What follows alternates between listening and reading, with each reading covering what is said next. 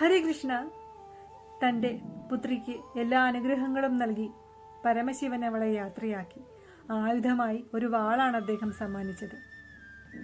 തൻ്റെ വാഹനമായ വേതാളത്തെയാണ് ഭദ്രകാളി സ്വീകരിച്ചത്. എണ്ണമറ്റ ഭൂതഗണങ്ങളും ഒന്നിച്ച് ഒരു ഘോഷയാത്രയായി അവർ അന്തിമാളത്തിലെത്തി.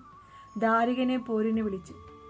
ഒരു സ്ത്രീ തന്നെ പോരിന് വിളിക്കുന്നു എന്ന് കണ്ട് ദാരികൻ ആദ്യം അതിശയിച്ചു.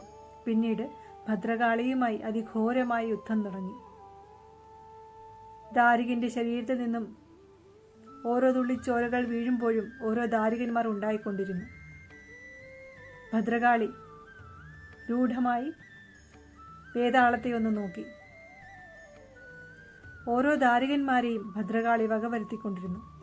വേതാളം ഓരോ തുള്ളി ചോരയും നക്കി കുടിച്ചുകൊണ്ടിരുന്നു. അങ്ങനെ പുതിയ ദാരികന്മാർ ഉണ്ടാകാതെയായി. ഭദ്രകാളിയുടെ അതിഘോരമായ യുദ്ധം തുടർന്നുകൊണ്ടിരുന്നു. ദാരികന്റെ പടയെ മുഴുവൻ ശിവഭൂതഗണങ്ങളും നശിപ്പിച്ചു. അങ്ങനെ ഭദ്രകാളി വിജയിച്ച് മുന്നേറിക്കൊണ്ടിരുന്നപ്പോൾ ഒരു സംഭവം നടന്നു. അത് നാളെ കാണാം. അപ്പോൾ എല്ലാവർക്കും ഹരേ കൃഷ്ണ.